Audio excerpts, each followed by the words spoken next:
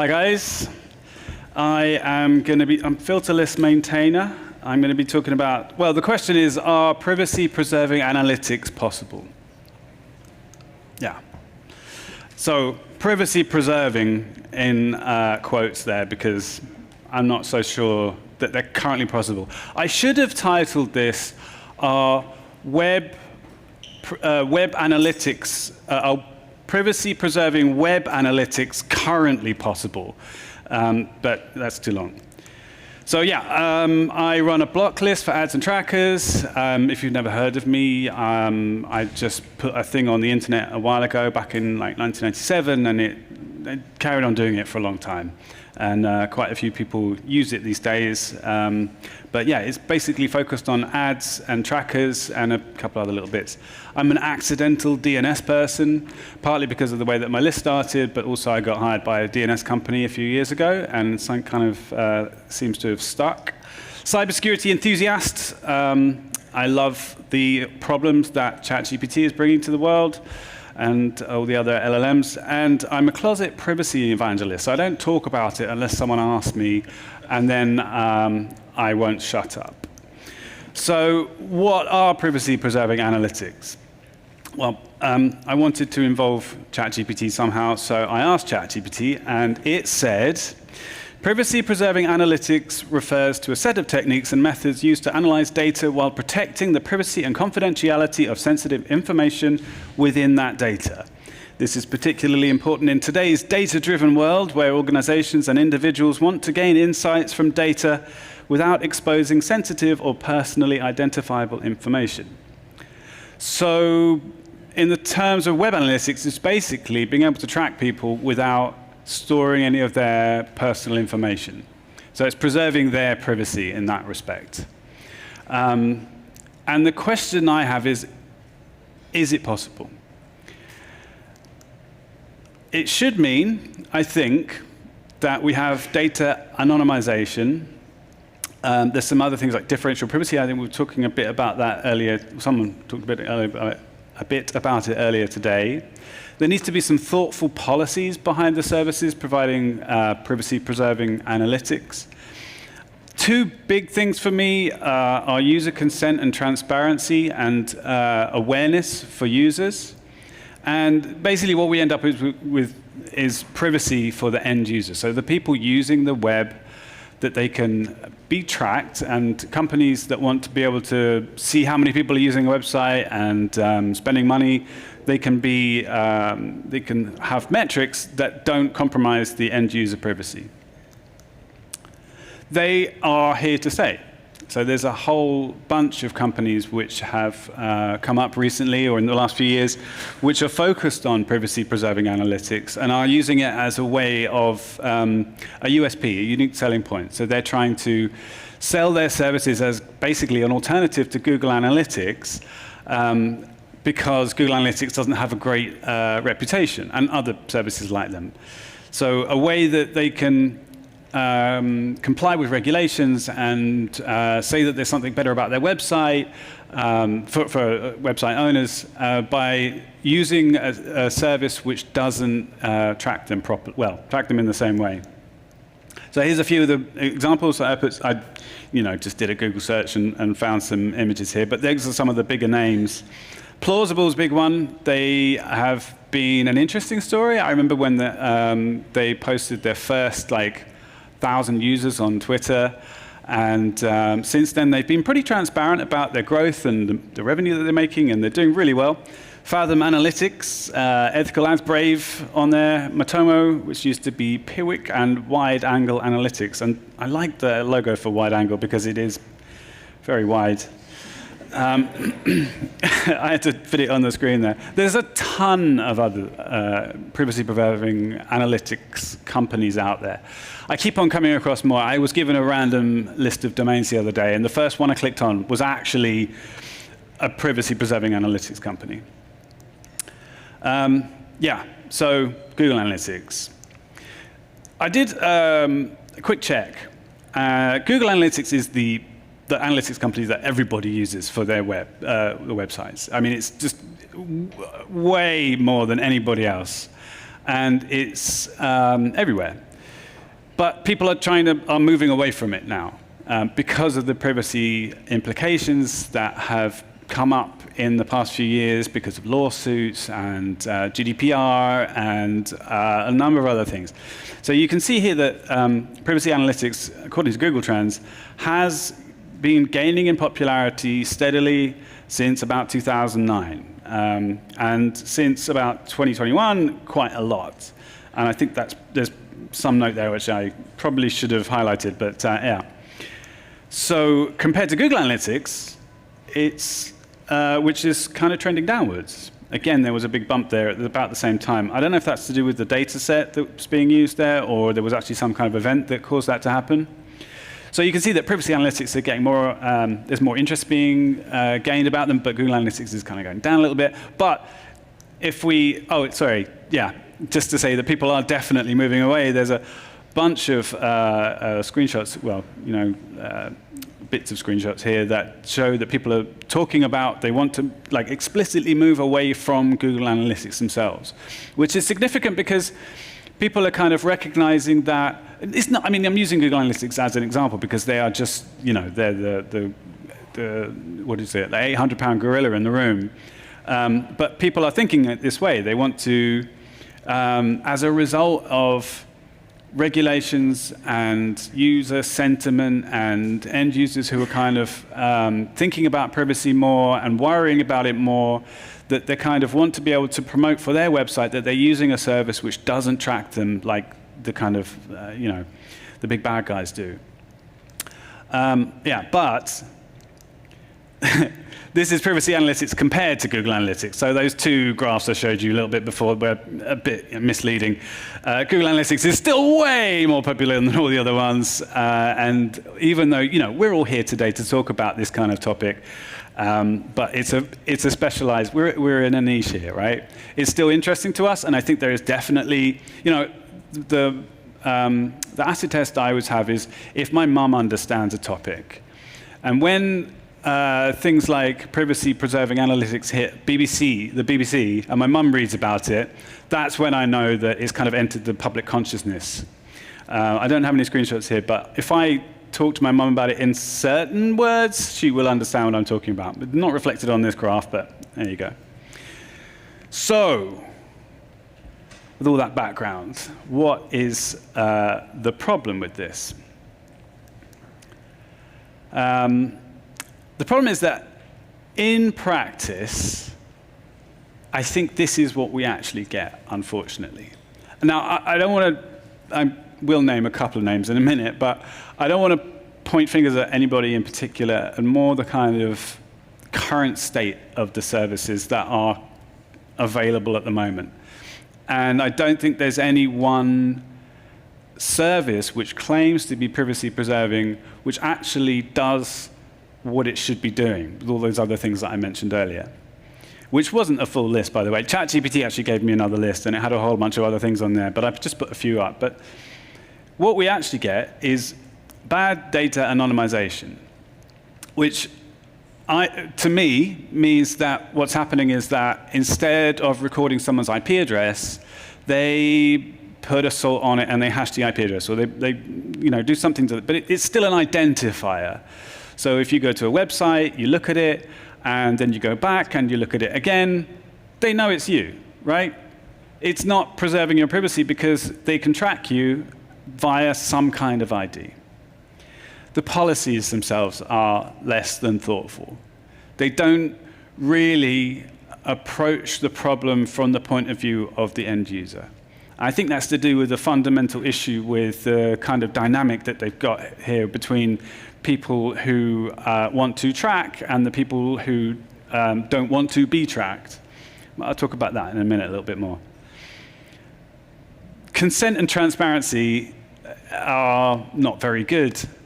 These are very difficult problems, especially with tracking, because it happens behind the scenes. You go to a website and pixels get loaded, or JavaScript gets loaded, iframes get loaded, and it's difficult, because it's happening behind the scenes, it's difficult to kind of interrupt the process and say, or ask, is it okay that I'm recording data about your visit? And asking consent is one thing, but then telling people it's going on is another thing. And again, that's very hard. So I don't have a good solution here, but it's not happening. And I think those are the two most important things when it comes to privacy, is user awareness and user consent. If people know what's going on and they're okay with it, then fine. Track everything about them. I've got a friend of mine, one of the co-hosts of the Not So Critical Update podcast, everybody subscribe, is in YouTube. He comes from Marketing Mike, and he loves being tracked. He's like, TikTok, take my data, take everything about me, take Fitbit, take all my health data, give me relevant ads, please. He loves it. I mean, he's into marketing himself, so he's slightly biased, but he definitely thinks it's a good thing. I don't, but it should be my choice, and currently it's not. And most of these privacy-preserving analytics companies don't really fix that problem. And so I think claiming to be privacy-preserving is a bit, not quite true. DNT, do not track. This is a header that was invented a long time ago and was almost immediately abandoned, and nobody uses it, but it's in part of some preferences. Basically, it's a header that gets sent when you go to a website that tells the site, don't track me. It's, as I say, it's very poorly implemented. Some places use it as another data point for fingerprinting you. That's the main argument against it. I don't know. It's not used at the moment, so yeah. And a lot of these privacy-preserving analytics companies explicitly say that they ignore that header. As I said, companies are not good at consent. There are some companies that actively try and work around user preferences, and a couple of them have gotten quite angry on the internet before about this. So, as I said, DNT is almost universally ignored. If it is taken account of, then it's difficult for it to ensure that it's being sent for everybody, so it's kind of useless at the end of the day.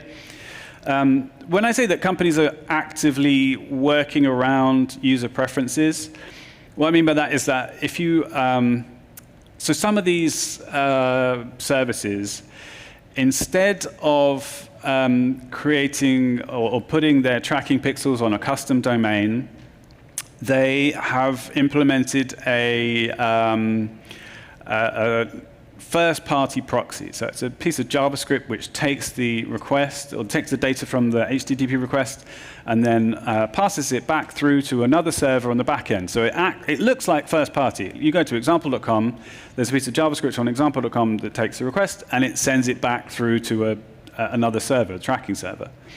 And they implemented this because people were blocking the tracking domain, which is a way for users to express an intent to do not track me, don't track me. I'm blocking that tracking domain. And they went, oh, too many people are blocking it, so how can we get around this? All right, we'll have a proxy script, which it's infuriating to me personally. It kind of shows that there's this weird conflict between, well, not weird conflict, there's a conflict between people who want to track and people who don't want to be tracked. Yeah, this is one of the companies that quite publicly responded to people who were objecting to the proxy scripts, where they were saying, oh, look, we're going to drop CNAME cloaking. So CNAME cloaking, if you're not familiar with it, is a way of kind of masking a tracking domain. A lot of services have something like tracking.myservices.com or .example.com, and that's where the tracking request gets, or the tracking data gets sent. The tracking pixel gets loaded from. Because those domains are commonly added to blocklists like mine, people will add what's called a CNAME, which is a DNS record, which is an alias for that tracking.example.com domain. So you have tracking.mycompany.com, which is an alias and goes back. This was partially kind of defeated in a way by some blockers by checking the resultant DNS record, and it kind of made it ineffective. So some analytics companies put in workarounds for it, like the proxy script I just mentioned. And some of them got angry. that the CNAME cloaking wasn't working or objected. And from their point of view, they are doing privacy-preserving analytics. They're not tracking users. So users should be able to object to it. They're like, we're not storing IP addresses. We're not storing any private information. So it should be allowed, which, again, frustrates me personally because I think it's kind of, it completely ignores my preference of don't track me. It doesn't matter what the reason is. I'm just asking you, please don't track me. And they're going, no, we're going to do that anyway, which I don't like, personally. But yeah, this one was pretty public. This is Jack Ellis from Fathom. So I don't know if you're watching Jack or if you're here somewhere, but love to chat about that one day. So there is a question of, is it actually possible to have privacy-preserving analytics? The title of this presentation. I'm not sure, but here's some problems. So de-anonymization, which is basically where you try and anonymize the information that you're storing, but it actually turns out to be pretty easy to reverse that process. So, for example, if you are hashing the IP address, some people think of that as anonymization because you're not storing what's generally considered the personally identifiable information, the IP address itself. So if you store a hash that's not directly related to anybody, but because you are storing that person's browsing history, it's actually relatively easy to figure out who it is. It's almost impossible to do when you're doing e-commerce tracking, if you're tracking like specific sales of specific things, which are attached to, I don't know, an address or a region or a phone number or anything, then that identifier becomes a unique identifier. It's basically the same as an IP address. And I'm not saying, it's just an example. There's a lot of different issues with a lot of different services, but this is the kind of problem is that anonymization is hard. But again, it was something that was talked about earlier. And techniques to de-anonymize data are getting better. So things which were thought to be properly private aren't anymore. Regulations is a big one. I know that that's a topic that's going to be talked about by other people at other times today and tomorrow. So I've seen a website, which I think I'm going to link in a minute, that argues that because of regulations, and GDPR and the e-privacy directive in particular, it's impossible to actually provide a privacy-preserving web analytics service. And this regulation is getting stronger. GDPR was the round one. It's kind of, it's building up steam. The fines are getting bigger and bigger. What was it? Meta got $1 billion or something recently, or something like that. I don't know. But now there's the DMA and the DSA that have come from the EU, and there's other. I mean, in America, in the US, the different regulations for different states are all over the place, and different regions of the world. Basically, the world is moving towards having tighter regulations over the kind of data that is allowed to be stored, and focusing more on end-user privacy and people's individual privacy. So working within those regulations is tough. You need to basically have a lawyer on your team if you're going to be providing a service like this, and I think some people don't. This is the webpage that I was talking about. I think these slides are going to be shared. I recommend going and have a look at this guy, this blog post. He ends up saying, so it goes through the different issues with different services and the techniques that they use and how, if they fit in with regulations. And it ends up saying that, so what options are left? Not a lot. He concludes that it's basically impossible inside the regulations. This is just one guy, so take it with a pinch of salt. And he's not a lawyer. I'm not either, just for reference. But it's tricky. Consent, again, like I talked about earlier, it's very hard to do, right? When everything's happening in the background, how do you get consent from an end user? You can work it into the browser, but then it's not going to be universal. There are things like global privacy control, but it's not ubiquitous yet. It's not supported well enough. It's something that has to prove itself. So that's what I meant about Are privacy-preserving web analytics currently possible? This isn't a solution yet, at least for the consent side. But I would love to be proven wrong. Please, if anybody has any strong arguments against this, or weak arguments, let's talk later, because it's something I'm really interested in. So I think the fundamental issue is this. Customers of these analytics services want tracking. They want to know in as much detail as possible who is using their website, where are they coming from, what gender are they, what interests do they have, when were they born, absolutely everything. Any detail that they can find out about that will help them get more users is what they're looking for. And privacy-preserving analytics services need these people. So they're providing a service which is fighting against the needs of their customers in a way.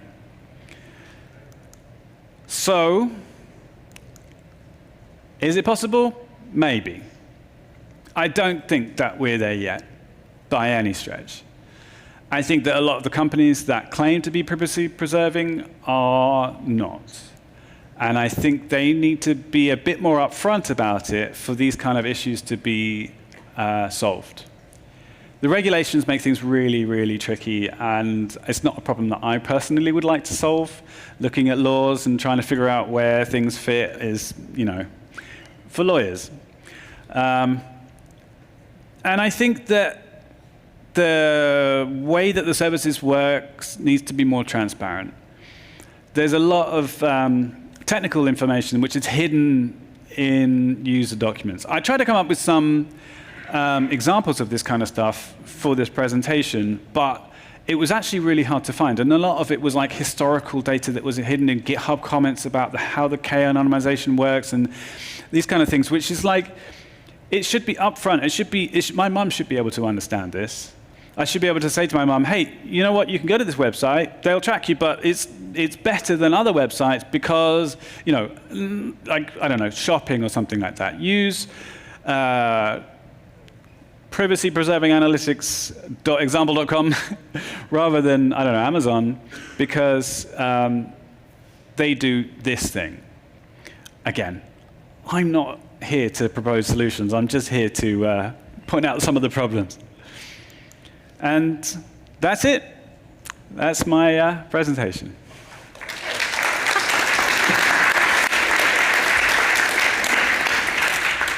Well, your talk resonated very well. Apparently, before people start clapping, arms raised straight to the top. So let's try this. Oops. I was hoping there wouldn't be any questions, so... Sorry. That's okay. Hi, I'm Vega from eyeo. I'm curious about that last point, actually, that regulations make it more tricky. Because the example you gave, it seemed like the goal from the person who wrote that was, how do they do it without gathering consent? So is the point that it's hard to do privacy-preserving analytics without consent because of regulation? Or how does regulation in general make privacy-preserving analytics hard? That's a very good question. Because consent, to me, doesn't actually appear to be particularly problematic for privacy, as long as you're not storing the identifier or anything like that. So I think my issue with consent is for tracking in particular, it's difficult to get that consent. It's difficult to kind of signal to a tracking system that you're okay with it.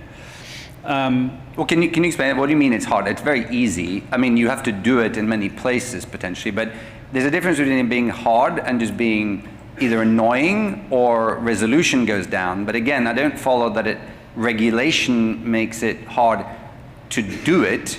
It may be less effective. So the thing that was described on the page was about how I forget whether it's the EU Privacy Directive, the Privacy Directive or the GDPR, storing information itself is not allowed. So you can't even set a cookie.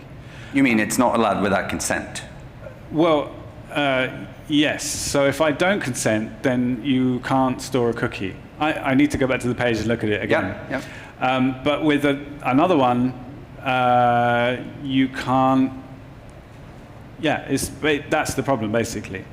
So if I want to allow a third party that is being loaded from your website to track me, how do I say that I'm okay with that third party doing it without having something that can set a cookie on my browser? I guess is the question. Well, I mean, so the regulation actually isn't related to it's actually agnostic of the mechanism. But I guess my point was more just trying to understand that it doesn't appear to me that the regulation makes it doesn't make it impossible to do it. It just means that you'd have to ask for permission to have an identifier of some sorts, whether it's ephemeral or a cookie or some other mechanism. And I just didn't quite follow how it makes it, difficult to do. I understand its work, and if a user says no, that's sort of the point of GDPR is, well, then you don't get to do it. But that isn't. I think that's a different problem to privacy-preserving analytics being hard or not. I think maybe, well, there's no good solutions that I've seen. So, yeah, I think I would ask you, if it's easy to do, why aren't people doing it like that? Because I have not seen any system, apart from the cookie consent notices, which are basically ignored or, don't work, are ignored, or just annoying. I don't think that's a good solution. I mean, would you say that the cookie consent notices are an acceptable solution to getting consent for storing a cookie? No, and I'm conscious I'm taking up way too much time. I'd love to continue the conversation, but I'd say the short answer is I think it is a terrible user experience. So I'm not arguing that it's good. I guess having thought a lot about GDPR, and from my perspective, it's sort of you had to pick, and the regulators said, we're going to err on the side of the user gets to say no. And I get it. All analytics becomes hard, privacy preserving or not, in the absence of consent. But I think that is different. That's sort of people raging against this thing, which I think has a bunch of pros and some downsides. And I guess I would just say, well, if the user says no, there was no promise ever that you could do any form of analytics in that scenario, and I guess that's just... I mean, it's a fair point. Yeah, it's a fair point. If the user says no, if you can figure out a way to do that, then yeah. But because I think it was written as if like, oh, I have a right to track the user, and I think the fundamental, like, where the clash happens is the EU basically said no. The do you know user. What, Vega, I think we need to continue this argument. Yeah. I continue getting this is a fascinating conversation. Please do let's continue chatting afterwards. Awesome. But sorry to everybody else who wasn't interested. Oh no, Ryan! No! Don't let Only him if it will take less than 90 seconds for both of you. Okay. Oh, thank God. Oh, oops. Come on then. Is your name Peter? I'm just making sure I've got it right, eh? Yeah. Peter, yeah. Peter, okay. Yeah. I'm a big fan. 90 seconds, counting. So with the first page... Oh, I'm sorry, that's enough time. Okay, thanks. Right. Go on, quick. So with the first party trackers, if they put it as a first party tracker on their own site, it's say a subdomain, but then use the same subdomain to host a website, what's more important, to block the tracker, but impact the site because it's maybe hosting apparently actual content? That's really subjective, man. Yeah. The thing is that depends on what this. Yeah, it's hard to answer that question. We've come across like with CNAMEs, for example, where the CNAME will be labelled on a specific site, and you have to. I'm wondering how that would be, how they'll play on, say, for your list, for example, if you're hosting a first-party tracker on a site.